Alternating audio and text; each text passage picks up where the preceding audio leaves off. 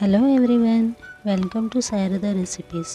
మామూలుగా చాలామంది టిఫిన్స్లోకి పల్లీ చట్నీ, టమాటో చట్నీ లేకపోతే కొబ్బరి చట్నీ చేసుకుంటూ ఉంటారు.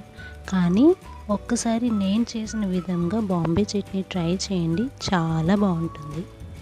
చాలా సింపుల్ అండ్ ఫాస్ట్గా కూడా అయిపోతుంది. అయితే బాంబే చట్నీ ఎలా చేసుకోవాలో చూసేద్దాం రండి. బాంబే చట్నీకి కావాల్సిన పదార్థాలు: ఆయిల్, శనగపిండి, ఎండుమిరపకాయలు, ఇంకా కరివేపాకు, చేసిన అల్లం, ఉల్లిపాయ, పచ్చిమిర్చి, ఇంకా తాలింపు సరుకులు. స్టవ్ ఆన్ చేసి గిన్నె పెట్టి ఆయిల్ వేసుకోవాలి. ఆయిల్ హీట్ అయ్యాక శనగపప్పు, మినప్పప్పు, ఆవాలు, జీరా వేసి ఫ్రై చేసుకోవాలి. కొంచెం ఫ్రై అయ్యాక ఎండుమిరపకాయలు, కట్ చేసి పెట్టుకున్న ఆనియన్స్, మిరపకాయ, ఇంకా అల్లం కూడా వేసుకోవాలి.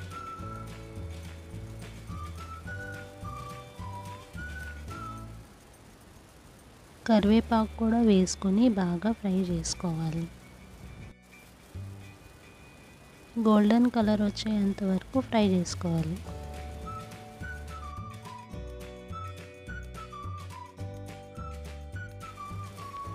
శనగపిండిలో కొంచెం వాటర్ వేసుకొని ఉండలు లేకుండా కలుపుకోవాలి. ఎక్కడ ఉండలు లేకుండా కలుపుకోవాలి.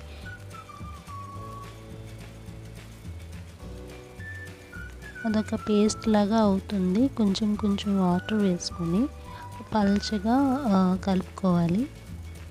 ఎక్కడ ఉండలు లేకుండా చూసుకోండి, లేకపోతే చట్నీ అంతా ఉండలాగా ఉంటుంది, అస్సలు బాగోదు.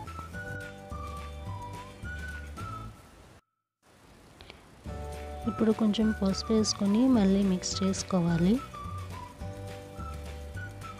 ఇప్పుడు వాటర్ వేసుకొని మళ్ళీ కలుపుకోవాలి. శనగపిండి మిక్చర్ని అందులో వేసుకొని మళ్ళీ కలుపుకోవాలి. బాగా బాయిల్ చేసుకోవాలి. సాల్ట్ వేసి బాగా బాయిల్ చేసుకోవాలి. కొంచెం చిక్కబడ్డాక స్టవ్ ఆపేసుకొని సర్వ్ చేసుకోవాలి. అంతే, simple and tasty Bombay chutney ready.